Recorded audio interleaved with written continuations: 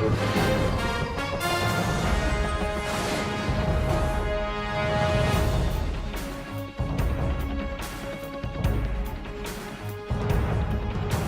afternoon and welcome to Channel 7 News. Tonight we will be having an interview with Maximilien de Robespierre. So hold on to your heads, people, because this interview might just get a little bit mind-blowing. I just would like to say thank you so much for coming back from the dead just to have this wonderful interview with us. So I'll just be asking you a few questions this evening. So Max, when were you born? I was born on the 6th of May, 1789. As a child, what was it like? I heard it was a bit Growing up rough as a child, I was the oldest of 4 children. My mother died when I was 6 years old and my father left just a while later. I and my 3 other siblings were brought up by my grandparents. I was educated in Paris, graduating from the Lycée Louis Le Grand and earning a law degree in 1781. So it wasn't too rough. That you were given a nickname. Would you mind telling us what it was and how you I earned became a that nickname? devotee of the social philosopher Jean-Jacques Rousseau. Intrigued by the idea of a worthy man who stands alone, accompanied only by one's conscience, I gained the reputation for defending the poorest of the poorest in society, and earned the nickname of the Incorruptible, for my adherence to strict moral values. When you were 30 years of age, you were elected Estates General of the French legislation. Would you mind telling us a little bit about that? At the age of 30, I was elected to the Estates General of the French legislation, and I became increasingly popular with the people for my attacks on the French monarchy and support for democratic reforms. I also opposed the death penalty and in April 1789, you were elected the president of the powerful Jacobin politician faction, and a while later things started to go your way. Would you like to tell us a little bit about what happened the year later? I participated in the writing of the Declaration of Rights of Man and Citizen, the foundation of the French Constitution. When the Society of Paris rose up against King Louis XVI in August 1792, I was chosen to head the Paris delegation to the new National Convention.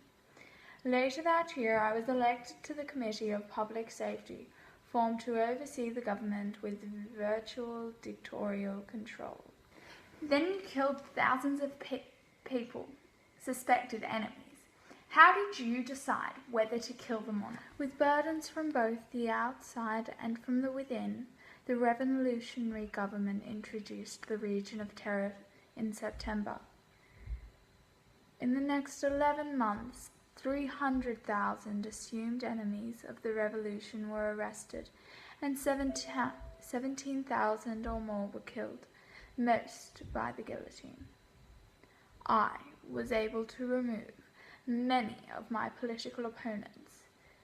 Therefore, this act definitely worked in my advantage. Why do you think your theory took a turn for the worst? People said I was becoming intoxicated with power over life or death at my fingertips. I called for more executions than I thought necessary, but by the summer of 1794, many of the revolutionary government began to question my perfectly fine motives, as they believed the country was no longer threatened by outside enemies. On July 27, 1794, I heard that you and many of your allies were arrested and taken to prison. How did you escape from that situation? I was able to escape with the help of a kind guard, and then I hid in the City Hall in Paris.